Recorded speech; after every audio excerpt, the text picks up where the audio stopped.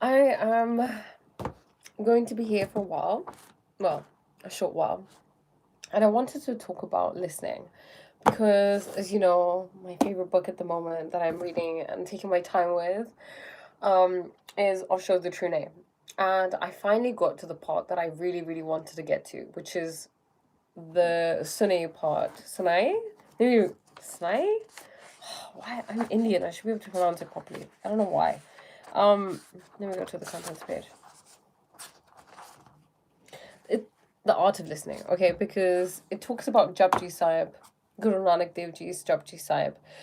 And Japji Sahib was something that Guru Nanak Ji came back, who's a guru, very enlightened spiritual being, who came back from having been merged in the river for 3 days and then gaining spiritual enlightenment, and then he came back with fresh news from God's kingdom of this is how you live life, and helping people. So in there, Osho breaks down everything that what Guru Nanak Ji is trying to say, and one of them is about the art of listening. And I remember reading it and thinking, oh my god, this sounds insane, because I've always felt that listening is something really, really important. Which sounds a bit obvious, like, of course it is. But it is. It's incredibly important because I realized this through meditation. So I would sit. Hi, Shan. Thank you for your like. Yeah, I would sit in meditation, right? Okay. And then I would quieten down a lot. It would especially be after I'd smoke weed, and then I would sit on my trampoline. I'd be outside, and then sorry, I'll wait for him to quiet down. Jason, shh. Can you just shut my door, please?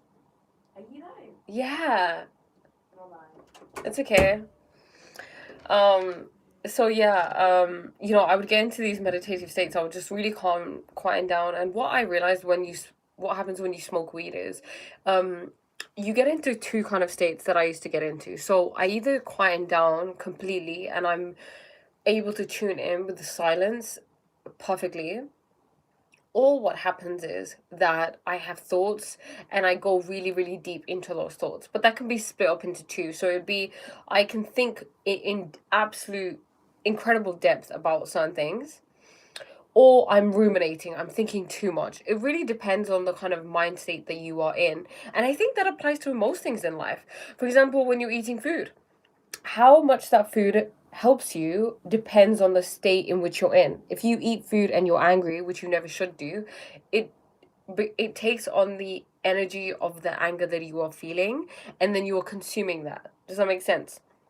So with anything, you sit down to meditate and you are not feeling like you're feeling, you're overthinking. It's going to be difficult for you to meditate at that point, right?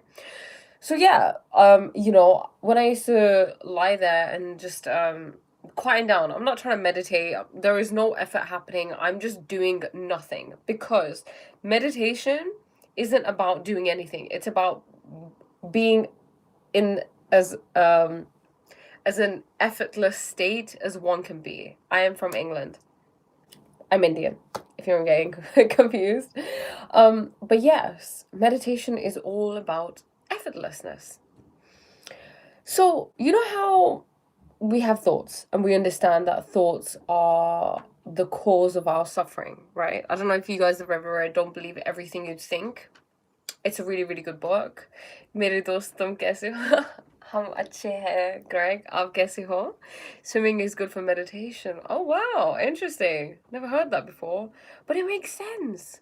Because what I would do when I would go swimming, I would just lie on my back and then just kind of float in the water and then just listen to the water. And there's nothing. You hear nothing, especially if there's no one actually there. There's just silence, and it feels what's the word, like you don't exist, like there's no boundary between you and anything. There's these tanks, right, that people get into, these water tanks, I'm glad to hear it, Greg. I'm glad to hear it. And hey, Pratham, how are you? Um, and sparkling tiles. Sparkling tiles, that's funny. But yeah, you can, especially if I was just in the swimming pool by myself at one point, and then I would just lie there and then just listen, and there's nothing, and then yeah, there's these water tanks that people can get into. There's this state that you feel. What's the name? It's like you become very unaware of your senses. I don't know if I'm wording it right, but that's what I felt like when I would meditate when I had smoked weed. Not that I'm obviously suggesting that you go and do that. You can reach these states without needing any sort of substance, and I think, in life, I think that's the best thing.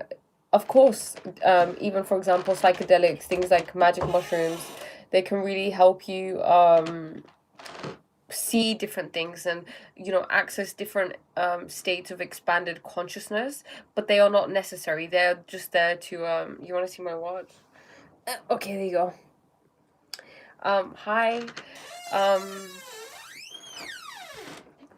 Nico. Sorry, mama. How are you? I'm from Burkina Faso. Okay, I don't know what that is. Where is that? I'm very well, thank you. How are you?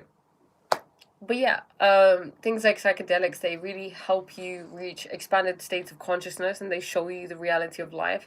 I remember when did my first round of magic mushrooms, it was the wildest day of my life.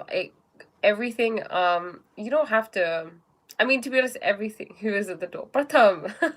It's my mom, and I can't show you right now. She's, never mind. कोई कहना भी door ते कौन है मैंने दिखाओ. दिखा दो. um yeah, coffee is a drug, right? Different foods, processed foods, fast foods, they're drugs. What is a drug? A drug is just something that changes your biochemistry, and really that can be anything. It's all about the intention you put in it, how your relationship with that thing. For example, अरे आप तो पंजाबी हो. हाँ जी, पंजाबी हूँ मैं. Dude, did you just wake up? No, I didn't just wake up. Why? Do I look like I just woke up? Oh, मैंने बेइज्जती करती. मॉम कोई प्रथम कहंदा भी मैं तेरी मॉम दी हंसी सुनी ते क्या बात है. इतनी भी बड़ी कोई बात नहीं. Oh god, yes, you look like you just woke up. I didn't. Wow. Okay, I'll take that as a. I'll take it as a compliment. But yeah, there's. I feel like drugs get a bad rap. I mean, understandably so. But I studied criminology at university, and you're looking so much pretty today. Thank you. Never trust a Scorpio. Lol. Interesting. Don't trust me. You look good. Thank you. Thank you. Okay, yeah. So drugs get a bad rap, but I studied criminology, and we studied the war on drugs and how it was started and why it was started and the effects of it. I mean, for example, when let's talk about marijuana. Marijuana is a word that doesn't actually mean weed or cannabis. It used to be a word that was referred to for tobacco by Mexicans, but then what happened was in the United States, President Nixon, I believe, he declared this war on drugs because it was a racism thing. They wanted to incriminate black people and Mexican people, so they started saying, "Oh, these jazz players." There were loads of actually like biased advertisements about this. Let me see if I can find some. So propaganda. I don't know if that's right, but it was basically propaganda. It was propaganda against black people and Mexican people. They wanted cannabis to be associated with the Mexicans, and then obviously simultaneously criminalizing the use of cannabis so that they could throw black people and Mexican people in jail. It was a racism thing.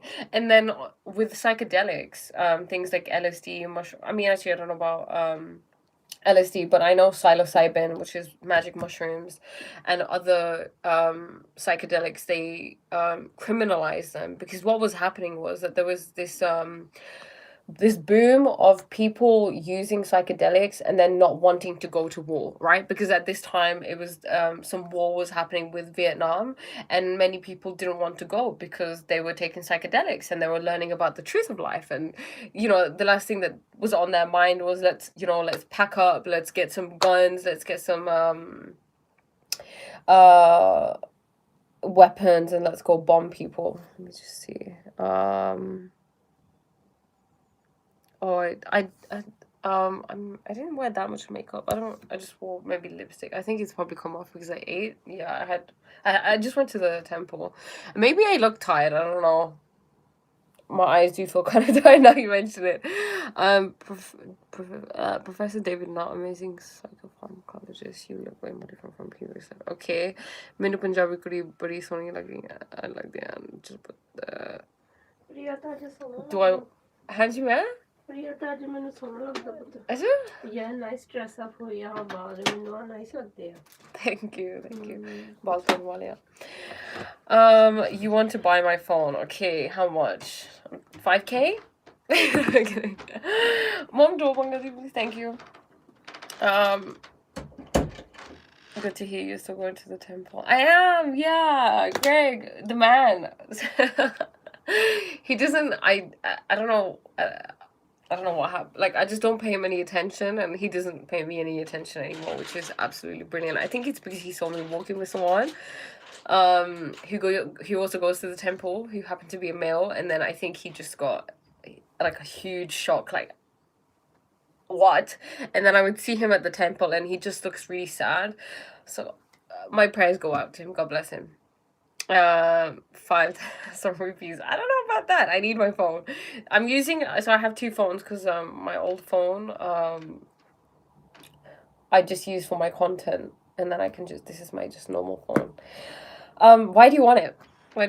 But yeah, the whole drugs thing is really, really fascinating, and I think there's a show on Netflix that I really, really love that talks about psilocybin, mescaline, and other psychedelics, and how MDMA, maybe even ketamine, how they can be used in a safe environment to help people, from to recover from PTSD, from trauma, from someone who had cancer. I believe it improved. It was like almost like palliative care for them.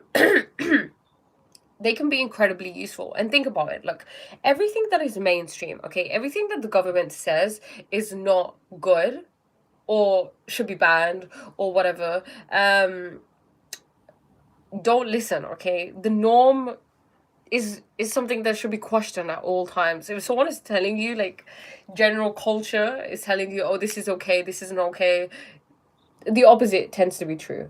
I just want a phone only, not for use, that's just to show off. Why do you want to show off?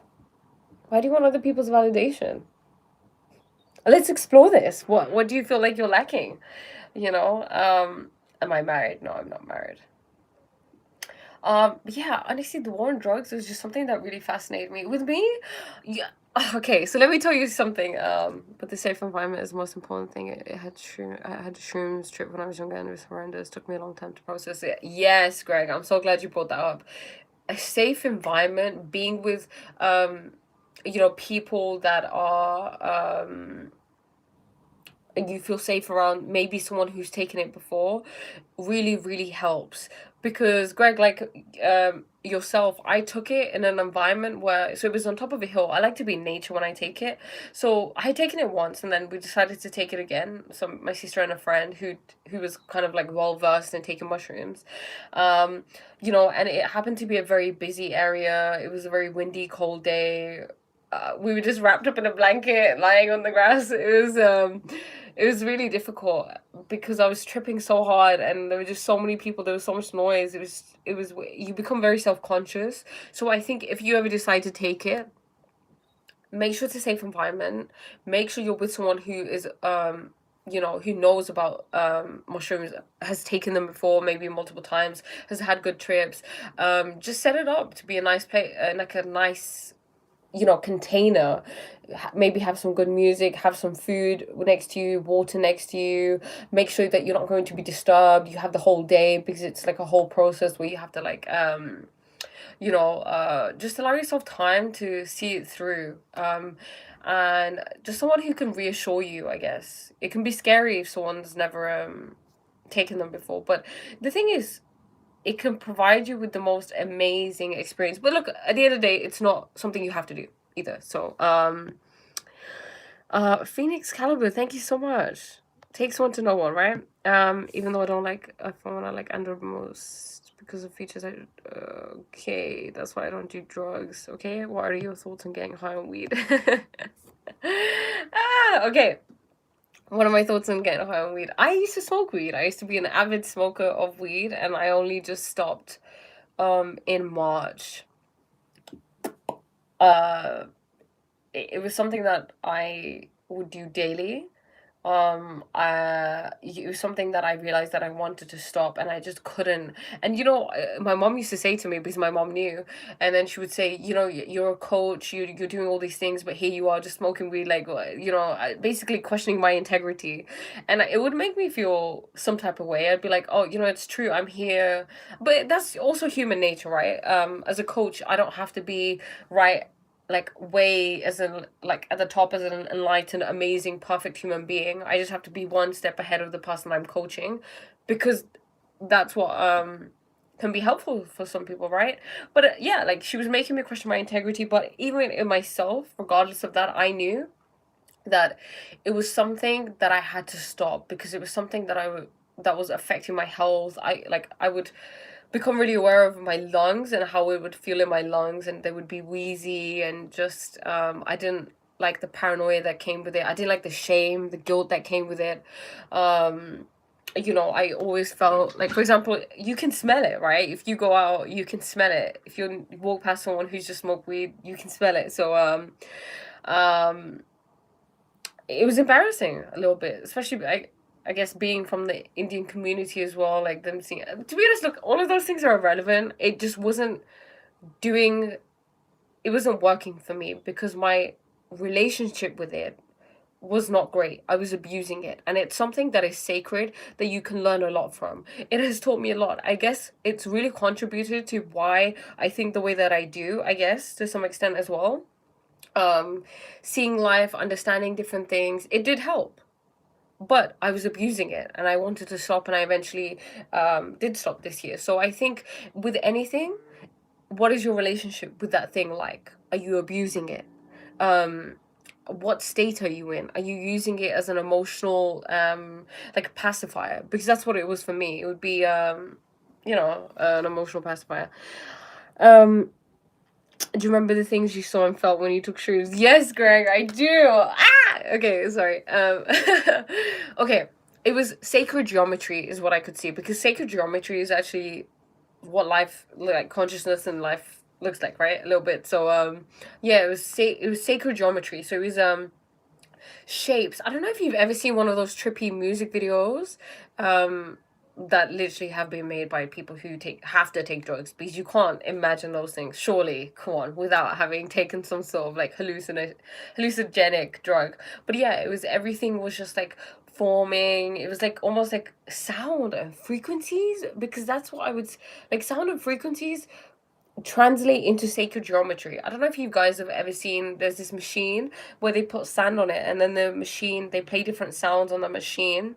It starts with C, and then the sand makes different shapes according to the different sounds. Well, those shapes are, I believe, sacred geometry, and that's what I could see. I could see shapes of things intertwining. It was like life was tricking me almost a little bit, like, just things would be coming together. It was like that. It was just like, I don't even know how to explain it, okay, with words, but it was fascinating. I felt, so it was okay, it went through phases. So first I just felt like closing my eyes. So I closed my eyes, and how, like, if you close your eyes right now, it's a good time to take a deep breath, you can't see anything, right? You probably can't. I mean, maybe you can. But when I closed my eyes, when I had taken mushrooms, I could see things. It was like a TV. I could see loads of things. So for a few hours, I was lying there just seeing things. And then towards the end, I remember just being really, really happy and super aware and present, and just taking in everything, the clouds, the grass. I was talking to a flower. I was like, "Hi, how are you?" You know, it was the most precious thing. It was one of the most precious memories ever. It had felt like everything in my life had led up to that moment.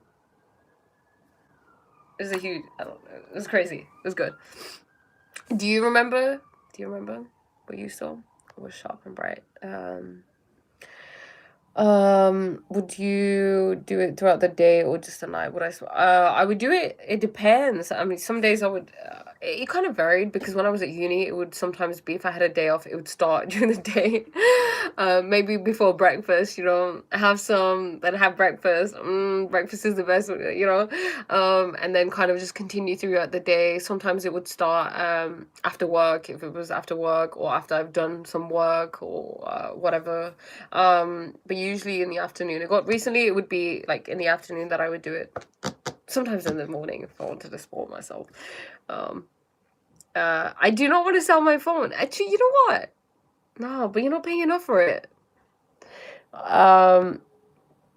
We understand you. I'm missing that Bindi. Yeah, don't worry today. Which mic are you using for this live? I'm not using a mic. Does it sound like I am? Or do I need to? I actually need to get one. Always heard the wildest stories about shrooms. You're making me think of some trippy cartoon. Yeah, literally that.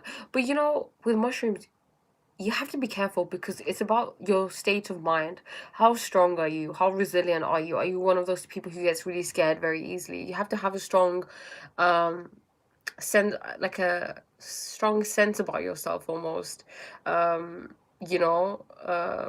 it can be scary. It can be scary if you're not used to that type of thing. But I had kind of dabbled in other in other things before, so I was kind of I was quite the adventurer, you could say, quite the adventurer. I was I was it was the environment that I was in. I went to University of Manchester, so go figure. Whatever you have old things at your home, just sell me all those in cheap price, please. Why one of my things? It's like the way you process senses is completely different. You can see sounds that make sense. Yeah, it's incredible, right, Greg? You can see sounds. That's what. It's ineffable, you can't even describe it. And that's the thing. I think that's the most fascinating thing about it, because when I came out of it, I realized I was adjusting to normal life again, and then I was like thinking about the people around me. I was like, you people don't even know the reality of life. You think this is it. You think that the 3D world is it, that because it just seems boring when you think of it of like that, is this really it? Like, there's nothing else to life? There's no magic, no nothing like that. It's just boring, simple, 3D. But it's not. It's so much more fascinating than that. So, how to control hair fall. Are you stressed? Is that why you are having hair fall? Usually that happens, right? Yeah, it was literally like looking through a kaleidoscope. And thank you, Divrat. Where are you from? England. Hi, beautiful, watching from Papua New Guinea. Hi, welcome. I used to have a rule to only get high once my daily tasks and work have been completed. Days off through that entire ideology going down. Right, you just, I don't regret it. It had its joys. It's a very feminine drug. It's a plant, right? It's a plant medicine, I guess you could say. So it's a very feminine kind of plant. So I saw this TikTok once, and the guy was saying that if you don't do well having smoked weed, then you aren't in touch with your divine feminine energy, because weed is a very relaxing drug, right? It's very about just being. You're so much more aware. This is why I would get into really deep meditative states, and this is why a lot of saints, and even, for example, a sect of Sikhs, Nahangs, they smoke weed because they say that it helps them to connect with God more, and it can be used for these purposes. But like I said, it's just been abused at times. That's where it becomes harmful. But the thing is, In one of those lectures I had at university, they said for you to overdose on alcohol doesn't take very long, but for you to overdose on weed, you'd have to smoke about 50,000 spliffs to like overdose. My better memories are from acid. Oh wow, you've tried acid. I had some really expensive friends on acid. Oh wow. Oh my god. Just the word acid just sounded scary to me. I remember being at a not very great phase in my life and I was like, yeah, so I'm gonna take acid now. I'm gonna try acid. I'm so glad I didn't. I think it would have traumatized the shit out of me. But wow. Interesting. Interesting. What is acid? What is it? LSD? Is it a form of LSD? Your smile is so contagious. Thank you. I hope you're smiling too. Are you in a relationship? Yes, I'm in a relationship with God. But do you feel now that you don't really have a desire to do psychedelics now that you have a more connection with the divine? Yeah, I would say so. There's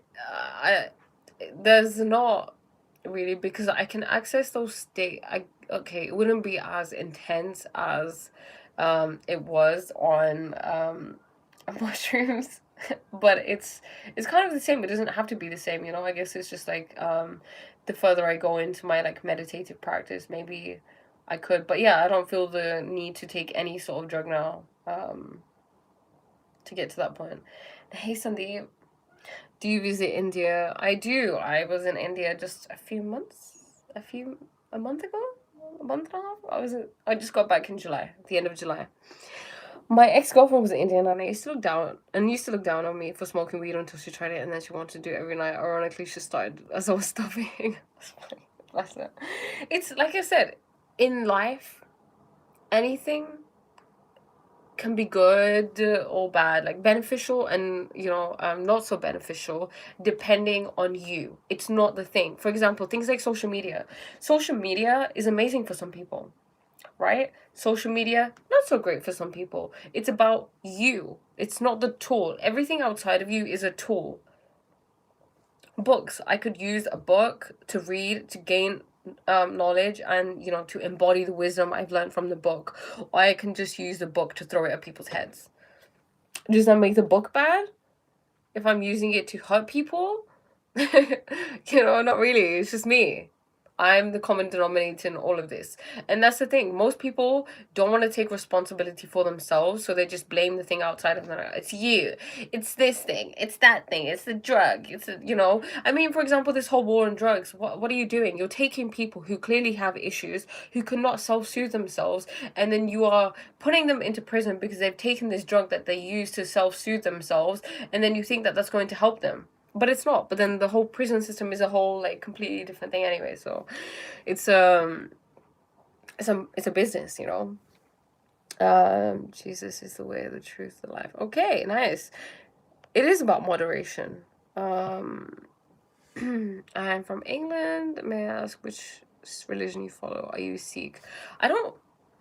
It's a really interesting question. Okay, why don't we go into this? Osho says that all sects, so all different sects of religions, right? So Sikhism, Islam, Christianity, Buddhism, any other one you can think of, Hinduism, they all come together and that's what forms a religion. So individually, they are not religions, they're all sects to form together collectively religion.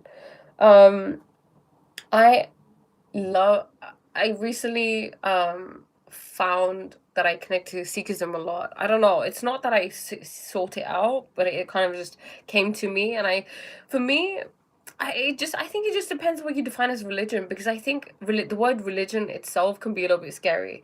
What does that mean? I used to think that it meant a man in the sky, a white man in the sky with a beard, looking down at me, telling me I've been a naughty girl or something, But it's not like that. I think, especially with Sikhism, if you really get into it, the teachings themselves, okay? I'm not talking about the culture, I'm not talking about the people, because all the teachings, I mean, I don't know about okay, I know about Christianity a little bit, and I know about Sikhism, so we'll talk about those two, and Hinduism. So the teachings are amazing. Okay, if you really go into depth with them, if you understand them, which are, which are like go into depth, you think about them, you contemplate them, they have a lot of truth. Sikhism is a very spiritual path. It teaches you about opening your third eye. It teaches you that God is all there is. Ekon God. I watched that podcast and he said it doesn't just mean there's one God. It means it's not ek Rab hai, it's Rab hi hai. So there is only God. Everything is only God. It's not saying that it's a man or a woman. It's it's just a very spiritual path. So yeah, but I don't identify as anything because God doesn't identify as anything, right? I'm not Priya. That's just my ego. That's just a story. This temporary story that I have, in this lifetime to have an experience. That's it. All politicians should take DMT. Their legislation will change. The thing is, Sandeep, they probably have. They probably know the truth. They probably take them in their own homes because what they tell you is they tell you something else and they do something else, right? They're not going to tell you take these things, you're going to become enlightened, you're going to realize the truth about life, because then you would be free of their oppression. It wouldn't work in their favor. Would you agree that Sikhism is a combination of Hinduism and Islam? I see, I've heard this before. I don't know. I don't know. I don't know. I don't really get into that thing. I don't really care. It's like, I just like it. It appeals to me. It resonates with me, and I just try not to compare it to anything else. It's a path, infinite other ways to his abode. All different paths can get you to God. It just depends on you. It's a tool. We mustn't get lost in the tool. People become too over-identified with their religion. Why? It's a tool. It's helping you. It's teaching you. But you're meant to take actions. And that's the thing that really sets you apart, right? Because you can identify as a Hindu or a Muslim or as a Christian, but are you even in connection with God? It doesn't mean that you have a connection with God. It doesn't mean that you're happy, you have bliss, you have peace, you're kind, you're loving, you're compassionate. You accept all of yourself, you're loving to everybody, you see God in everyone. It doesn't determine any of that. It just becomes a badge of honor. They're like, yeah, I'm religious. Like, I go to the temple. I do this. But it doesn't say anything because, you know what I mean? There's that story with Guru Nanak Ji where he said there was this Muslim guy, this Nawab, and then he said, come to me to the mosque, right? And let's go pray. And then Guru Nanak Ji was like, okay, cool, but I'll only pray if you pray. And then they go, and then, the Nawab is praying, but he's like, thinking about other things, and then he looks at Guru Nanak Ji and he's getting mad, like, why is he not praying? I brought him here, how disrespectful he is. And then what happens is that towards the end of the prayer, he goes to Guru Nanak Ji and he says, I brought you here, you're not praying, you're disrespecting me and my religion. And Guru Nanak Ji said, well, I said I would pray if you prayed, but you weren't even praying because you were thinking about buying horses in a different city because his horse had died and he wanted to buy another racehorse. And he said, so you weren't praying. And then the Maulvi, he was doing the prayer, who was leading the prayer, wasn't praying either because he was thinking somewhere else, His mind was elsewhere. So just because you identify with a particular religion and you go to a temple doesn't mean that you are connected with God. The connection with God is the most important thing. Anything beyond that is shushe bashe, it's just like, no one cares. I just see those psychedelic experiences as lessons that our perceptions are limited in normal life. I don't feel like I need to do them again anymore, that they're a learning experience. Yeah, exactly. I agree. They show you something, what's possible, and you could probably reach those states yourself, to be honest. Following Christ is the only way that offers grace. Every other way requires you to work to attain something where Jesus offers forgiveness and life only if you believe. See, Nathan Clark, it's not just, that's, I guess, I'm happy for you that you believe that. I'm happy that you have found a path where, God is benevolent and loves you and you don't have to do anything to earn that love. Because that is true. You don't have to, you're loved already. But it's lest we say that that's the only way towards that, because like I said, infinite other ways to his abode. Don't get lost in the tool, in the path. Because then what happens is segregation happens, separation happens, and separation is the opposite of what God represents. Yeah, a lot of people do tie religion and culture together and become lost. It's just like a human thing, right? I just like to like this whole like identity, shouting it from the rooftops, needing to show people. You just get lost of like you go on a path far away from what you're being taught. I'll show the master of masters. Yes. Nathan, you undoubtedly believe that God is infinite, so why do you believe there's only one with it? Exactly. Great point, Greg. You have a very interesting accent. I could listen to you all day. Thank you. You can follow me on Instagram. My Instagram is ScorpioSage8. I just see have I okay, there was a point that was okay, so yeah. I went to the temple the other day, right? And obviously you guys know I have this tattoo, right? On my chest. It says Nirpal, which means fearless.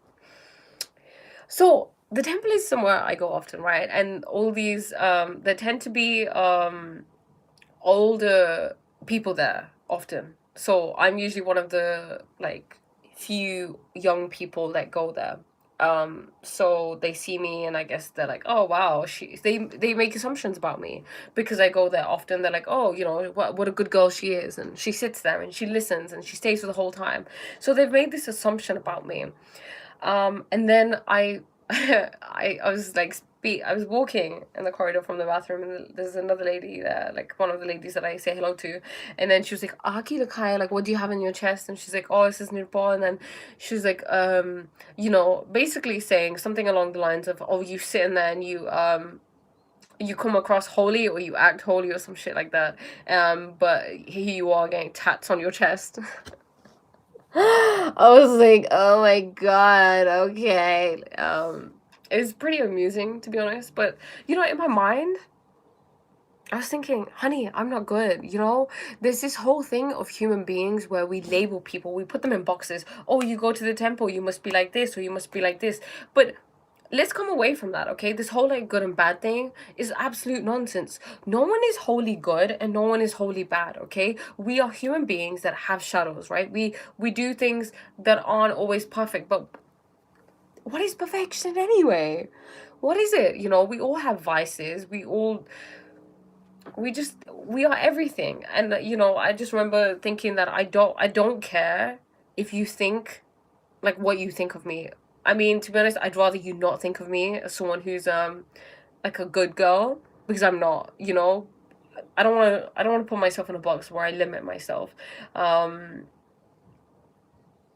Because I'm not trying to be that perfect individual. Like I think it's especially as you grow up as a woman, like as a girl, it's like be a good girl, do this, listen, and then be obedient, be submissive, and you can only do this. And I tried so long to fit into that box that I became so unaware of my shadow side, and my shadow side was freaking huge. Okay, it had many layers and many depths to it, and I was so oblivious to it, and I had a life full of suffering because I was trying to be one way.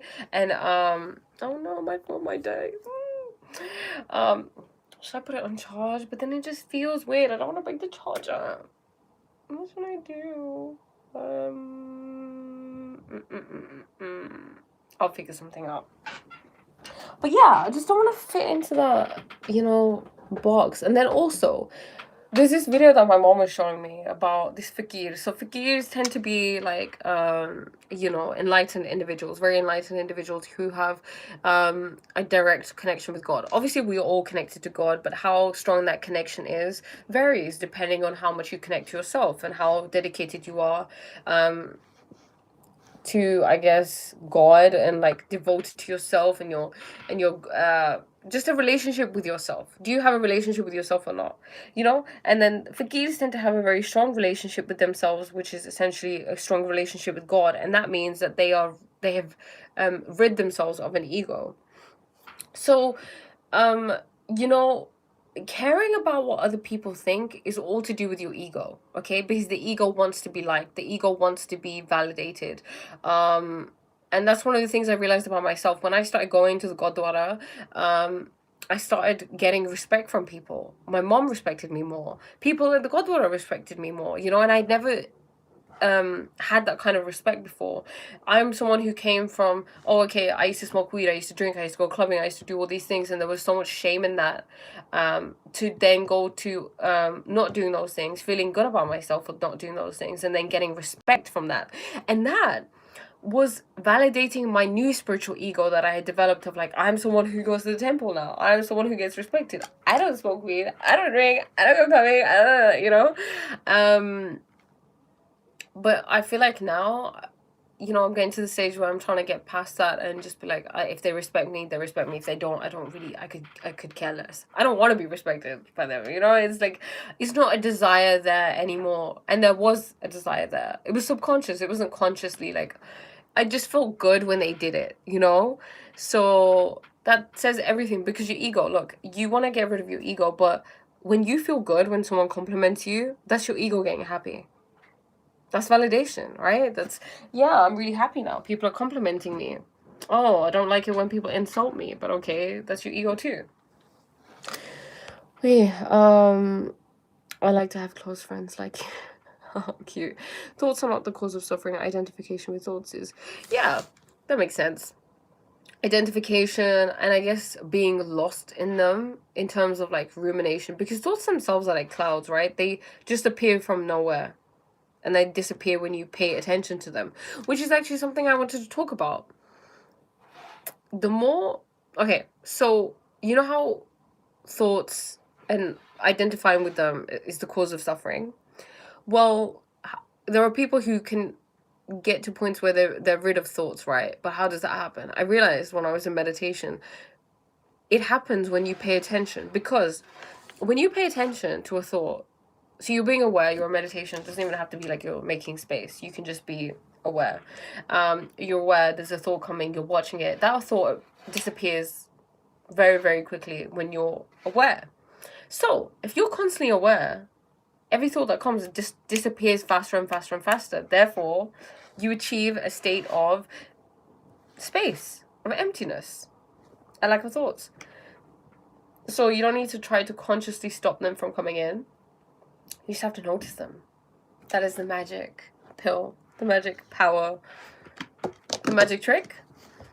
Religious people are the most judgmental people, unfortunately. Yeah, that happens. It happens. And it's sad. And I feel like I kind of, you know what it is, Phoenix? It is, look, people are just trying to do the best that they can with what they know. They learn something new, or they learn something and they think, oh wow, this is really true. Now let me project this onto other people or something. It's a spiritual ego that develops with that, so you have to be super, super careful about that. I believe that Jesus is God, as he said when he walked the earth. He said he is the only way. Nathan Clark, do you know that Christ is not just his surname, but it is a state of becoming Christ-like? So Jesus was his name, but it's about becoming Christ-like. And Jesus, when you read into the Bible in depth and into what Jesus actually said, he's telling you that you can achieve this state too. You too can be like Jesus by activating the potential within you. And we are all children of God, right? We are God. I mean, God is all there is, everywhere. Are you Indian or American? I'm Indian. Kaleidoscope. If you would like to prove me wrong, ask Jesus to show you if he is the only way to view the faith. If he is the truth, don't believe me, believe him. See, it's really interesting. There was someone recently who said that why is it that Christian, like for example in India, right, if you are Sikh, you'll be a Sikh, but you'll go to other places of worship. You'll go to a Hindu place of worship. You'll go to darbars, like where fakirs are you know, celebrated, and just other places of worship. But it's Christians that tend to never go anywhere. They're very against that. It's like just my path. And it's really interesting. I mean, it makes sense because if you look at the history of Christianity, Christianity was one of those religions that came about and decided to go out of its way to annihilate other places of worship, namely goddess worship, right? Because they wanted to be known as the, I don't know, like they wanted to be the only religion around. I don't know. What do you think about that? Do you think that that's something? Because think about it this way. God is there for everybody. God loves everybody, every human on earth, not just if you're a Christian, right? Not just if you're a Muslim, because Muslims believe that everybody is a kafar, who is a non-Muslim. Christians believe that everybody, like my friend, she used to be a Christian. She used to say, "Oh, you're gonna go to hell. You're not a Christian," you know. And I was like, "What? How does that make sense? If I've been a good person, if I've done only good deeds in life, why would I go to hell just because I'm not a Christian or I'm not a Muslim? How does it make sense?" If God is all forgiving, all loving, God has love greater than a mother, right? And a mother's love is freaking out of this world.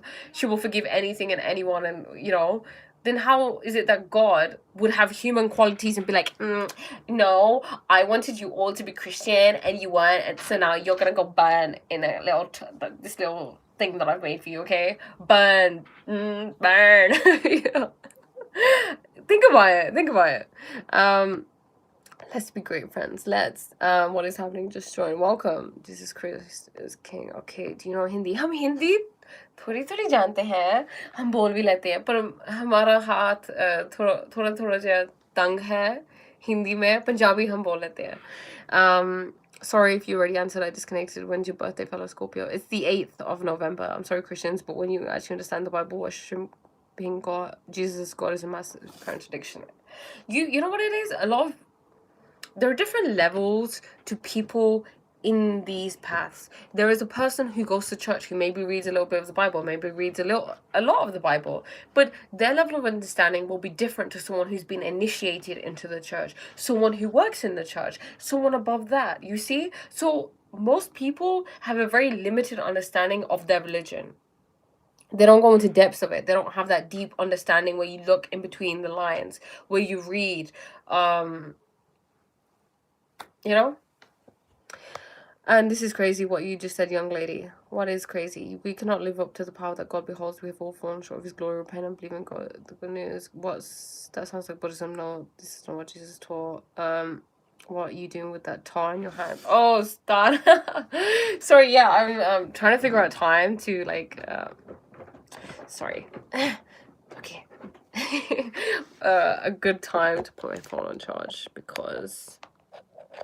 But the thing is, I just don't want it to, like... Sorry. Where is it? No. Okay. Okay, so... Will you be okay? Yeah? Yeah? I don't want it to, like... I don't want to hurt this charger. Sorry, just bear with me for a second. Let me try to figure... Oh, okay. Priya, you're so smart. Are you? Are you smart? Yes, I think you are. Okay. Okay, so... Okay, we need something else. More books. Oh, okay. Okay, we're a little bit bent. I'm sorry. Okay, I'm on page 121. Okay. Boom! Oh, gosh. Love being smart. Okay, and then just have some Bonnie. Why you Hindus don't believe in Muhammad? He is in your holy book. Why you Hindus don't believe in Muhammad?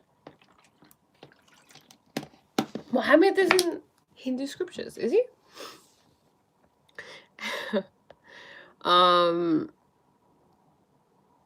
I speak. Oh, okay. Anna Karina, I respect your opinion. You are more than entitled to that. 100%. I feel you. Imagine a non-religious individual who is pure and never sins, leads a good, honest life. Then why should they burn in hell? It makes no sense. Exactly. Christ paid for all sins. You don't. Oh, you're a weak part. We're a weak part. Oh, nice. When is your birthday? Christ had a beautiful message. His message was twisted by the Catholic Church for the sake of control. This controlling nature still exists in people really believing that Christ is the only to God. Exactly. Priya Jason wants to ask if God has a gender. Of course God does not have a gender. Speaks too fast. Anna Karina, I appreciate your opinion. And I also appreciate the free will that you have to leave this conversation. Because if you're not enjoying yourself, you don't need to be here. Goodbye. In the name of Jesus, I pray that you receive the testimony to truth.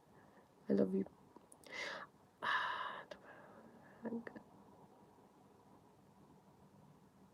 Oh my god. Well, I don't know where we got onto this, how this turned into a very Christian centric chat. I'm not very well versed in Christianity, and you know, I just don't believe that one needs to impose such strong beliefs onto someone else. But I get it. That's whatever. Do your thing, you know. Oh, what can I say? People fail to realize that the creator has created limitations. Some things we're not supposed to understand or be able to comprehend as mere human beings. That is very true. And what am I seeking? I'm not seeking anything. I'm not seeking anything. There's a time in life where you can get to that stage, you know, where you understand the truth about life, and it just comes to me. You know, I think that if you are constantly seeking, then you are in a state of doing. Whereas I think life is meant to be lived very effortlessly. Maybe that's why we get called human beings and not beings, human doings. Because we're not meant to make things happen. It feels like a very tight energy, you know, when we need things to be following our script, because we've written a script for so long. For how long? You know, since you're very, very, very young, you learn about, you know, about like thoughts and like overthinking, and then you think that things have to go your way, and if they don't go your way, then something bad is happening, that God is malevolent, that God doesn't love you, God doesn't see you, God sees everybody else but you. And I think that's just a very dark place to be. And a flip to that is when I listen to prayer speak, no matter how fast she speaks, it has helped me find a closer connection with God. I'm gonna cry. That is so good, Greg. Okay, no kidding, always trying to push nonsense on people when in fact they did the most harm in the world in the name of Jesus, a name that didn't exist in the time of the person. Oh gosh, you look like a classmate that I didn't had. Gerald. Hi, Gerald. Yeah, Christianity has done a lot of harm, but look, we are getting lost in the tool, you know? It's the tool. It's a tool to get to God. Why are we just getting lost in this tool, in this path to God? Because when we are imposing our will upon someone, when we are forcing them, and we stand so firmly in our beliefs. So you know what? This ties in very thank you, George. You have a beautiful day yourself. When we it comes back to listening, what I was talking about, okay? If I like everybody, like the people that were talking about Christianity and, you know, Jesus is the way forward, blah blah blah, you don't hear me. You're not listening to me. You only hear what you want to hear. You only hear things that align with the thoughts that you have and your beliefs. You are not open enough to take everything in. You know, I think Osho says, he said 98% of what you hear, no, 90% of what someone says, you do not even hear. The only thing that you hear is the 2% that aligns with you. You're not open to allowing things to transform you. You are not open to change because you believe your thoughts are correct and anybody else's thoughts are incorrect.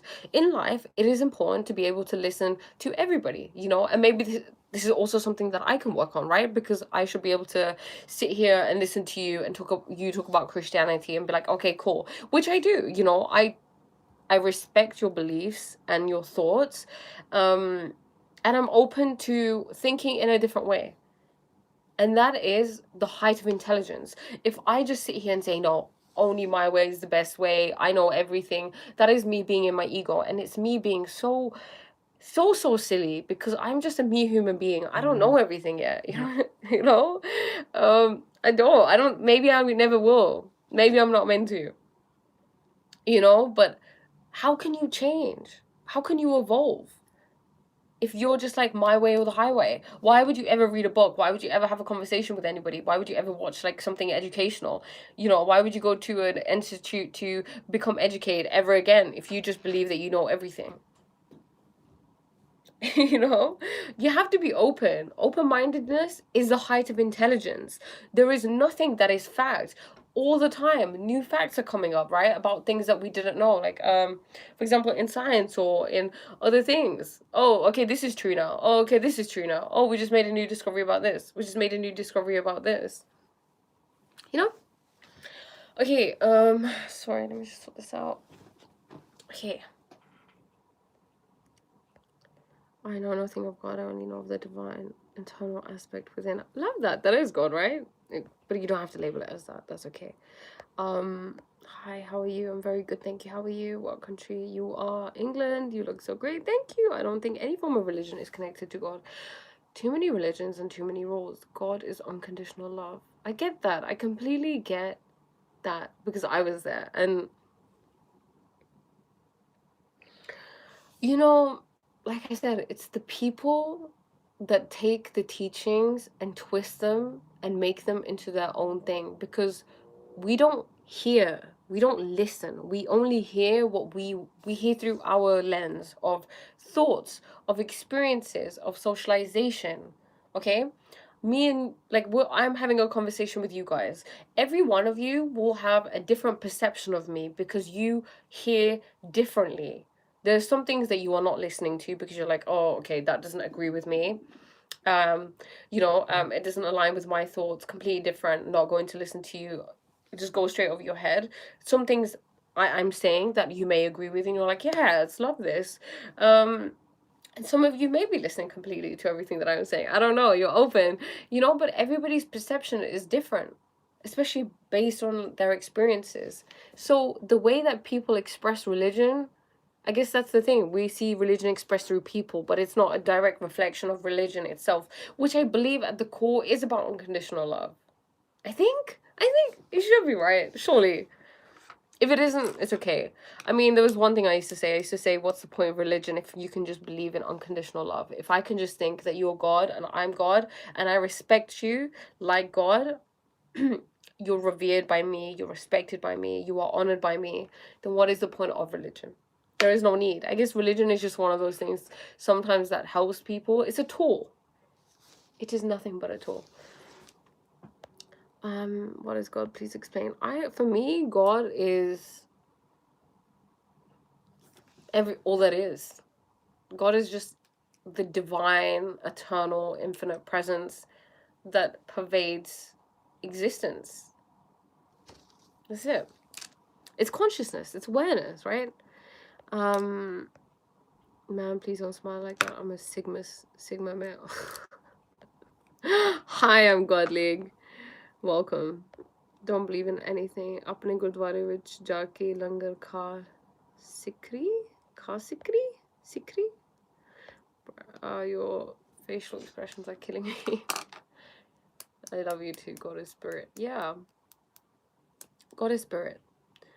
God is the truth, but God has been given a bad rap. The reason why it's confusing, like the whole thing about God is very confusing, it's because we use words and language to explain what God means or how to connect with God. We try to conceptualize God. We try to think about God, but you cannot think about God because God exists where there is no mind, where there are no thoughts. You see the paradox that exists? We are talking about God. Hi, undeniable dilemma. God, how to find God. Find yourself. Quiet down, sit with yourself. Get into silence. Silence is the way to God. And it sounds like it's too easy or too good to be true, that God can be found by doing nothing. In fact, God can only be found through doing nothing, through becoming super empty and just silent and still and observing. Because when you listen, you're listening to the silence, and the silence has everything, because the silence is the void and God is the void. It's the emptiness. Everything else is just Maya, which means an illusion. God is the name of the blanket we throw over the mystery to give it shape. I love that. Wow, fasting and prayer. Prayer, okay. How would you describe prayer? Like, what does prayer mean to you? because I believe prayer means something different to everybody, right? I was having a tough day today. I don't know why or how, but you're live and your smile just flew my day. I'm so glad to hear that. Thank you. You get a lot of morons in here. You know, they're just people trying to figure things out, I guess. Like I said, it comes down to listening. Everything comes down to listening. If they'll listen and they'll think, oh, okay, does this agree? Does this agree with my story of life? And if it doesn't agree with their narrative of life, then they'll just throw other things in there, maybe. And thank you, Gerald. You know, to, I guess, take away from that. I think almost the spirit fights it. I mean, you know, in Sikhism they talk about Guru Kirpa, right? That you can only have a connection with God if God wills it so. And they say something at the Gurdwara, they say, you know, not everybody comes here. Even you know, they say in Punjabi, so sorry the like no matter what, you know, it's not just about going to the temple, but it's the principle behind it. It's that it not everybody is destined to be on this pathway. They understand this right now, and God is very compassionate. God is like, there's no rush. We didn't do it today, that's okay. Tomorrow, we didn't do it tomorrow, okay, cool. We don't do it for another lifetime, cool. We don't do it for 10 lifetimes, cool. I'm still here for you. I love you, I support you, you know? So not everybody is meant to be on this path. Not everybody is meant to get this, you know? We are the universe trying to understand itself. Yeah, I love that. Yeah, but what is it with the unnecessary aggression towards you? Someone calls for you to participate or don't. Yeah, Phoenix. You know, I think it's almost I don't know. Okay, what it reminds me of is, you know, when like there's someone who's possessed. Like let's say in a horror movie, someone has been possessed, right? And then they repeat sacred words, like religious words, or like a text, or something like that, over the person who's been possessed, to get to the person that's in them, the person, the being that is possessing them. And then when they're repeating these sacred texts, the being, the possessee, is like, ah, it's like going crazy and it can't take it and it's getting aggressive. It kind of feels like that a little bit. Oh my god, my sister's calling me. Okay, sorry. Hello. Okay, wait. Where are you? Wait, I'm at home. Okay, wait. I'm just on live, so just be careful about what you say. But yeah, I'm at home. What's up? No, that's the I'm just wanted to ask what you. Yeah, I'm just at home. Are you coming now? Yeah, after a bit. What? Why? What are you gonna do? We're getting Jason's gifts. Oh, okay. What are you gonna get? A broom. Get him loads of books. But I didn't say. No, I'm kidding. We'll see that first. Get a mic. Get a mic. Pretty. At 2 we've got badminton, so get ready. At 2. Okay, cool. Yeah. All right. Okay. Alright. Love you. Bye. Love you, bye. Okay. So yeah, it kind of feels like that a little bit. Like, I don't. Is that rude? That's what it feels like. Whatever. Okay. The only way you'll find God is when you really need God. So those who go through severe suffering reach a point of surrender and seek help. Yeah. What is this channel about? This channel is about loads of different things. Expanding your consciousness. That's how I'll put it in. When you pray, go into your room, close the door, and pray to your Father who is unseen. Then your Father who sees what is done in secret will reward you. Interesting.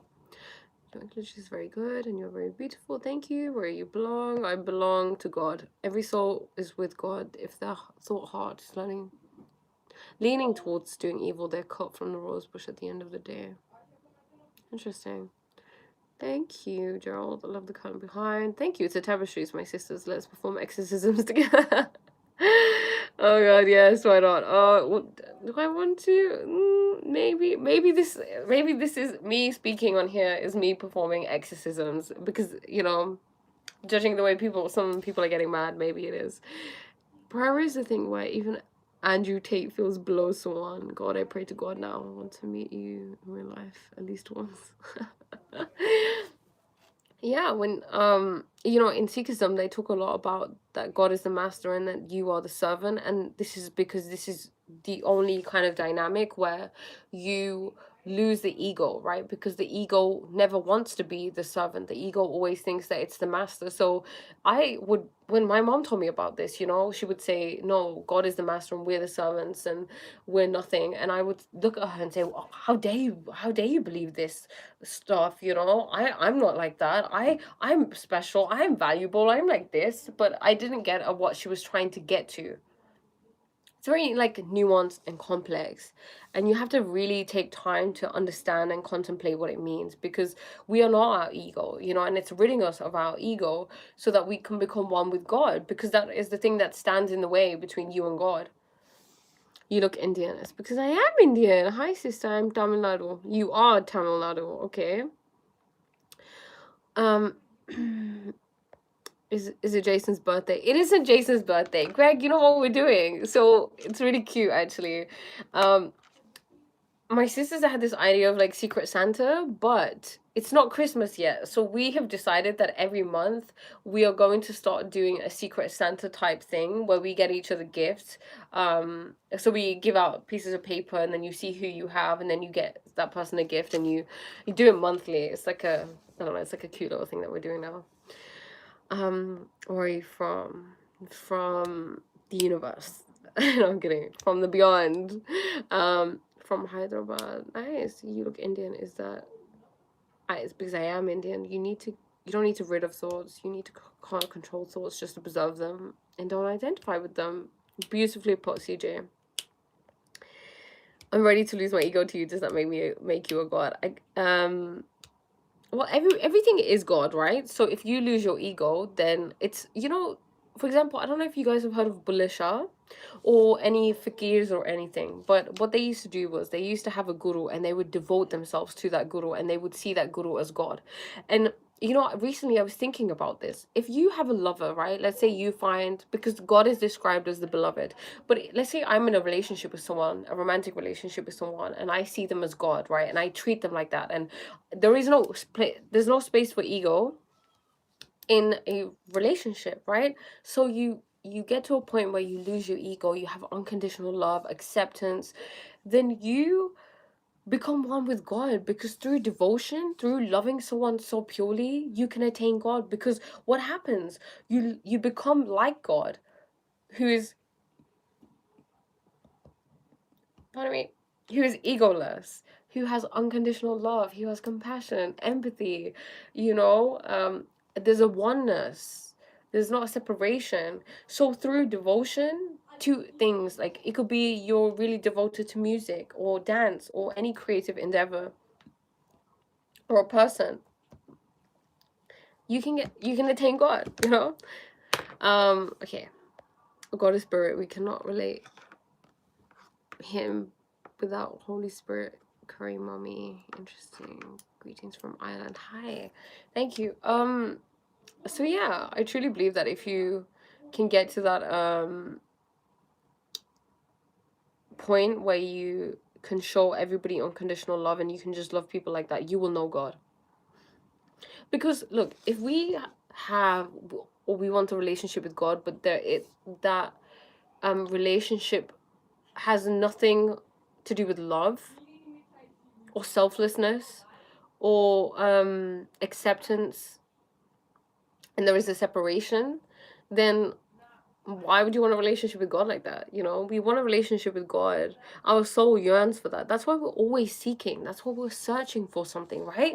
Why are we in this inherent state of we need something, I need to fill myself up, I need to eat something, I need to smoke something, I need to watch something, I need to talk to someone, I need to buy something, I need to achieve something? What is it that we're trying to fulfill ourselves with? Let's just say we are in unconditional love. Yeah, I love you, you love me, done, period. Be a heater, guys. There is nothing in this kind of talks. What? I feel like an exorcism is being done here. Which God do you believe in? There's the only one that exists. That's called purpose of life. Exactly. Exactly. To love, to remember. You know, Ananda Maima, this lady, who was born enlightened, that Greg told me about, actually. Um, Super grateful for you, Greg, for that. She said that everything should be done, like every act that you participate in should be about the remembrance of God. Now, let me get into that. The remembrance of God. What am I trying to say? Because when you remember God, you remember the truth. And what is the truth? I lean towards, I would say, Sikhism, but I don't identify with it. I just look at the teachings and I love them. I don't actively go out and be like, oh, I'm a Sikh or I'm this or that, because God doesn't have an identity, right? Um, so yeah, Greg told me about Ananda Maima, and then what she said was everything should be a remembrance of God, because like I said, God, when you remember God, you remember the truth. And what is the truth? The truth of life, about who you are, where you come from, what you consist of what God is. And then when you remember God, you are constantly remembering the higher truth. It's like when you have a spiritual awakening, you're like, whoa, okay, I get it now. Like, I get what the truth of life is. But sometimes when you're going through your day in your normal mundane life, okay, whatever, if you want to call it that, it's not really normal or mundane, um, you may forget where you came from. In conversations, it's easy to become asleep again, right? I know that happened for me, where yeah, I had a spiritual awakening and I used to read so many books. And there's something they say in Sikhi, like you keep filling yourselves with information, but how much of it are you actually embodying? It's about embodying the wisdom. So if I remember God in every moment, I remember where I come from. So when people come on live and they come at me, or like they get mad or something, I'm not gonna take it personally. I'm not gonna get upset. I'm like, this is God saying something to me. God is testing me. God is testing my patience. God is testing my love. God is testing whether I'm still awake, seeing how am I gonna react. Am I gonna react from my ego? You see, so everything can become about remembering God. um and then your whole life changes. You go through life awake. You're no longer asleep, because you see God in everything. And then you just have this grateful attitude for everything. Something good happens, you're like, thank you, God. Something bad happens, something happens out of script, you're like, thank you, God. Thank you. Like, you're the best. you know um and then life gets easy. There is no suffering when there is just acceptance. When there's just like a big, your arms are wide. Okay, let me go back. Your arms are wide, you're like, yes, I accept everything you give me. I'm not gonna get mad about it. Okay, I'm not gonna throw my toys out of the pram because you didn't give me what I wanted. There's none of that.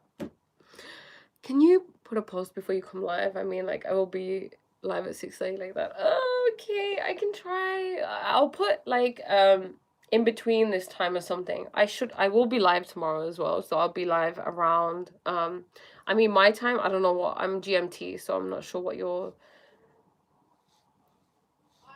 time is. What's it called?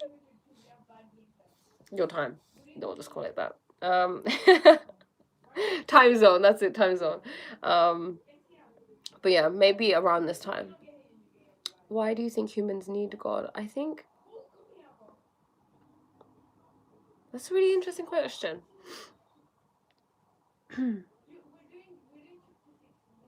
It's not about needing God.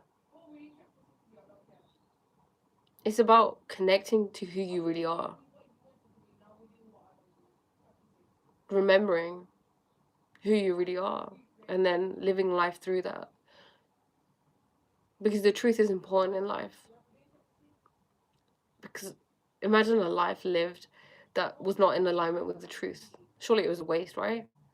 You lived under this for example, we can liken it to the Truman Show. I don't know if you guys have ever seen the movie The Truman Show, but Jim Carrey's character is living his life and it feels like this is the truth. It feels like this is right. Like, I'm living my life. But what happens is, it turns out that his whole life has been a series, the longest running series, and everybody's in on it. So his life is void of truth because everybody is an actor. So he then awakens and he realizes, wait, I don't think this is the truth of life. I don't think this is my truth.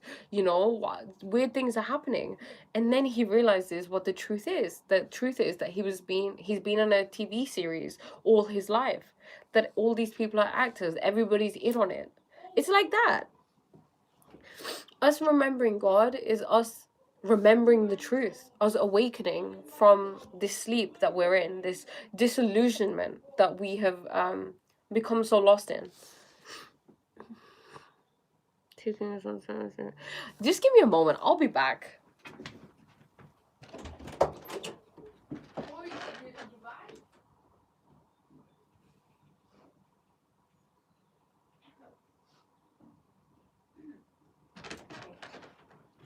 I'm back. Hope you didn't miss me too much. Okay, I hope that makes sense. Seeking is not the same as achieving. You could be seeking, for instance, to be at peace, which has nothing to do with achieving. See, CJ, seeking implies that you're not already at it, that you don't already have peace, but it all already exists within you. You just believe that it doesn't. You don't have to seek peace. You just have to allow the things to fall away that stand between you and peace. Boom. I'm kidding. Okay, where do you stay? Your accent is different. England, we always make one. It's like history repeats itself. So you think God gives us purpose? Yeah, I guess so. God reminds us. Yeah, I guess you could say that, of our truth. I don't know what that would be. I don't know how to oh my god. Rhea will actually do that, Greg. She'll actually get at me, I think. Maybe we can do it together. I don't know. Is it something we're gonna have to talk about this? You're gonna have to talk me through it. You're gonna have to give me the ins and outs of acid. We'll see. I don't know if she'll be up for it though. But yeah, does God give us purpose? And let me think about it. Yeah, I guess so. Because think about it this way, right? Let's say your life is void of God, of any bigger purpose, of any connection to a bigger like feeling of beingness, or yeah, just purpose. Okay, we'll say purpose. So surely you feel really weird. I remember when I didn't have a connection with God. Okay, I didn't understand God. This was before my spiritual awakening. Life felt meaningless. I had nothing to kind of have faith in. I was very pessimistic. I was ridden with addictions. I was ridden with depressive thoughts, anxiety, suicidal ideation. I always thought nothing would get better. I would just ruminate in my depressive thoughts all the time. I enjoyed it, there's a sense of enjoyment and of being there. I lacked responsibility. I had low self-esteem, low value. I thought life was absolutely a pile of poo, pardon my French. That there was that I was just living a meaningless life where nothing would get better and I was better off dead. To now where I'm incredibly grateful for life. I wake up, right? And some days I don't I miss, like, for example, I've been on my period recently, right? So it's been difficult to kind of keep up well, it's not been difficult. I just haven't had the same amount of energy. So, I like to wake up really, really early at Amrit Villa, maybe do some meditation, something to connect with God. And I haven't been doing that recently. And I wake up feeling really weird, really unsettled because I haven't done that. The days that I connect with myself, that I connect with God, that I'm grateful, that I participate in this sort of meditation, I feel great. Not that I want to rely on it, but it's something that is a tool that really, really helps me because peace is found in God. Peace is found peace is already there. Like I said before, everything you want, peace, bliss, permanent joy, happiness, confidence, it's already there. It's your natural way of being.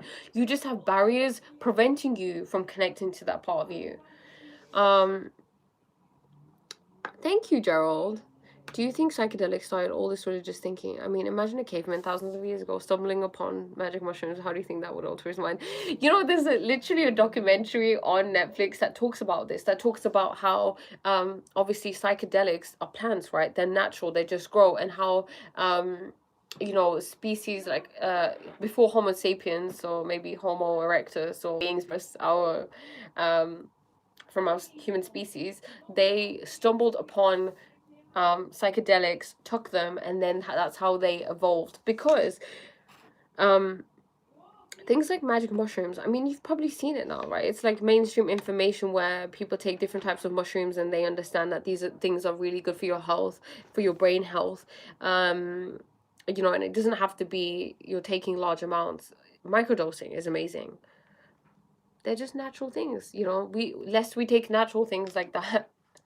But it's okay to not question when we eat McDonald's that we don't even know what's in there, or other heavily processed foods or packaged foods, you know.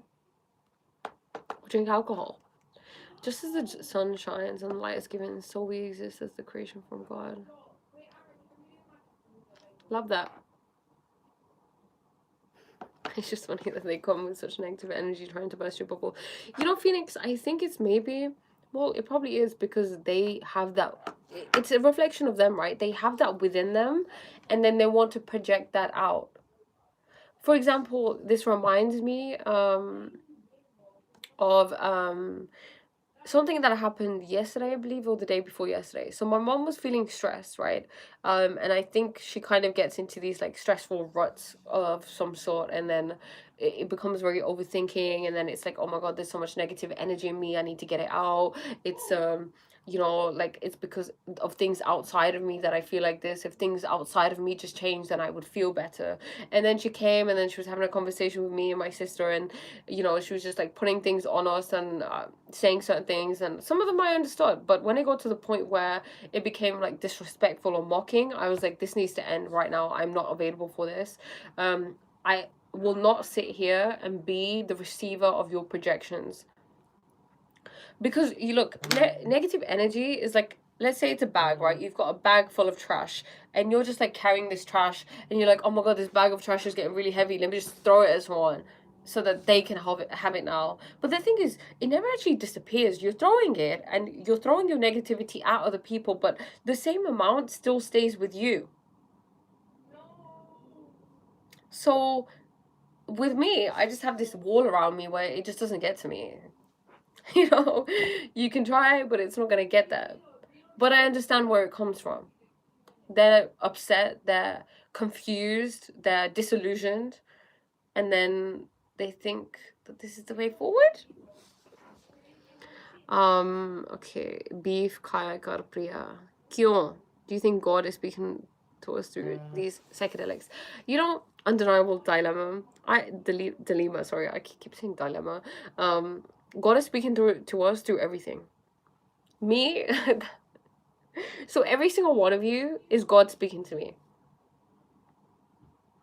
I don't know if you want to believe that me speaking to you is me, God speaking to you. That's your own, you know, you're entitled to have your own perception. But to me, God speaks to me through everything, because God is all there is. I have a friend who gets high all the time but never misses a prayer. A lot of people say it's not right, accepted, but at the end of the day, it's his relationship with God, and the intention is there. Exactly. Exactly. Why do we have religion? We have religion so that we can have a connection with God. So when we have a connection with God, we can't help but become like God, right? It's like your friends, who you surround yourself with, you become like. Who you have a connection with, you become like. You begin to mirror. When you have a connection with God, you begin to mirror God. You become a little bit godlike, and that's the most important thing. But when we use religion as an excuse to police other people and judge other people, I mean, what's the point of you praying if you're going to judge other people?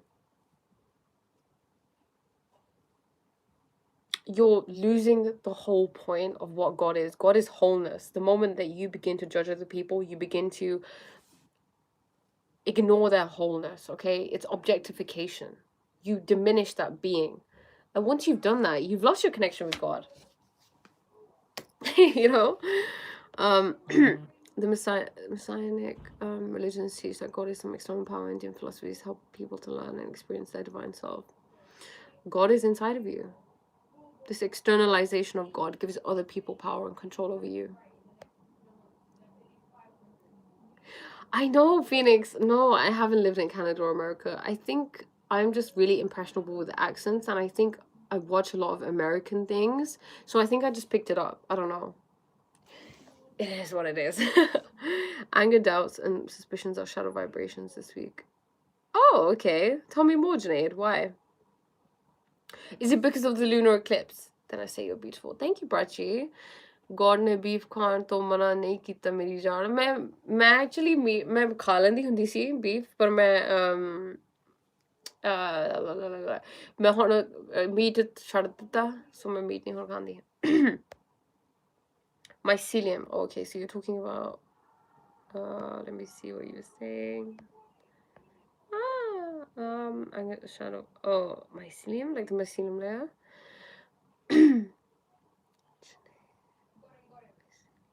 Anger dots. Okay, I don't get it, Sinead. Mycelium, what are you saying that in response to? Are you a Muslim? I am not. Are you a Christian? Nope. To be illuminated means to think God's thoughts. Embodiment equals worship. Oh, okay. I love that. Yes, to be illuminated means to think God's thoughts. Embodiment equals worship. Wow. Love that. Are you Spanish? No. No. Habla español? Sí, un poquito. Baila conmigo, mi amor. That's not all I know. I know a little bit more, but not your thoughts. ਇਹ ਗੱਲ ਹਿੰਦੂਆਂ ਤੇ ਸਿੱਖਾਂ ਨੂੰ ਕਿ ਇੱਥੇ ਪੰਜਾਬ 'ਚ ਆ ਕੇ ਜਿਹੜੀ ਦੂਸਰੇ ਨਾ ਜੱਜ ਕਰਦੇ ਨੇ. ਆਈ ਦੇਖੋ ਆਪਾਂ ਮੈਂ ਹੁਣ ਦੂਸਰਿਆਂ ਨੂੰ ਤਾਂ ਕਹਿ ਨਹੀਂ ਸਕਦੀ, ਮੈਂ ਆਪਣੇ ਆਪ ਨੂੰ ਕਹਿ ਸਕਦੀ ਹਾਂ, ਤੇ ਜੇ ਮੈਂ ਬਦਲ ਜਾਂਦੀ ਹਾਂ ਫਿਰ ਸਾਰੇ ਲੋਕ ਬਦਲ ਜਾਂਦੇ ਆ ਨਾ in life. So Pranav is saying, come to India and tell people to stop judging, the thing is, look, in life we can't stop other people from doing anything. I'm not gonna go there and do that. The only thing that I can control is my perceptions and how I traverse the world, so if I can be a good role model, not for the sake of being a good role model, but just having integrity and following the things that I believe in, then that shows other people, and then other people will want to maybe mimic me because they're like, oh, okay, she does this and I'm really inspired by her, let me do it too. If I tell other people it's way too aggressive, no one listens. So in life, don't tell them, show them. For example, with kids, when people have kids, parents tell their kids, oh, do this, don't lie, don't do this, but then they do the opposite, and then they're surprised when their kids do the same. But your kids don't listen to you. Yeah, okay, I'm coming. This parate. Your kids do what you do. How old are you? It's crazy everything you described I felt when I was 27. I'm 28. Are you Thai? No, I'm not Thai. Keep it with your teachings. Your views about God is where I think religion should be, even though I'm not. Love you all. Oh, I love you too. It was a pleasure. A pleasure connecting with you. Whoops. Okay.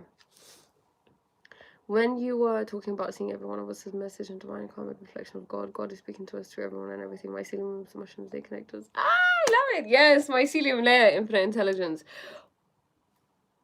Love that. Yeah, life is like a mycelium layer that just connects all of us together like a web interwoven between all of us. I love it.